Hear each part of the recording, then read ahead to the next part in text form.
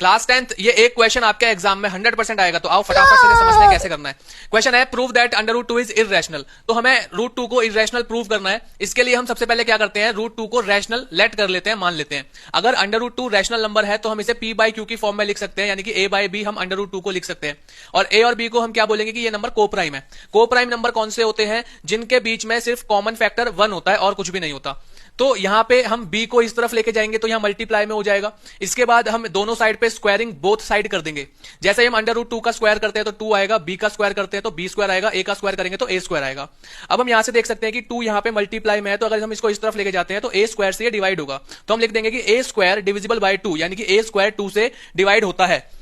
तो अगर a square 2 से डिवाइड होता है तो जो ये a है ये भी 2 से डिवाइड होगा। a is also divisible by 2। अगर a 2 से डिवाइड हो रहा है मतलब a जो है वो 2 का कोई ना कोई मल्टीपल होगा, तो हम इसको इस तरीके से लिख सकते हैं a is equal to 2c। इसका मतलब ये है कि जो ये a है ये 2 का क्या है, मल्टीपल है, तभी ये इससे डिवाइड होगा। ठीक है, तो ये a की जो वैल्यू है इसे हम इस इक्वेशन में पुट कर देंगे, हमारी फर्स्ट इक्वेशन में। तो यहां पे जो ये a स्क्वायर है इसकी जगह पे हमने 2c स्क्वायर a की वैल्यू पुट कर दी। ठीक है, तो यहां पे जब हम 2 को इधर लेके जाएंगे और 2 का स्क्वायर 4 c स्क्वायर इसको डिवाइड किया तो यहां पे ये 2 आ गया। तो हमारे फाइनली हमारे पास क्या बच रहा है, b square is equal to 2c square. तो आप यहां से देख सकते हैं कि 2 यहां पे मल्टीप्लाई में है, तो अगर इसको इधर लेके आएंगे तो ये b स्क्वायर से डिवाइड होगा। अगर ये b स्क्वायर से डिवाइड होगा तो हम यहां लिख सकते हैं कि b square is divisible by 2। अब b स्क्वायर अगर 2 से डिविजिबल है तो b भी 2 से डिविजिबल होगा, तो b is also divisible by 2।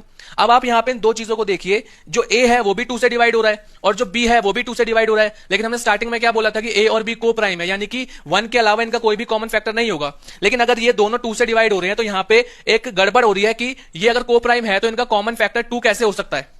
तो since a and b has 2 as a common factor, क्योंकि इनके बीच में 2 कॉमन फैक्टर आ गया है, इसलिए हम यहां पे बोलेंगे कि हमने जो ये एज्यूम किया था कि अंडर रूट 2 रैशनल नंबर है, ये एजम्पशन ही हमारा गलत था। इसकी वजह से यहां पे ये गड़बड़ आ रही है।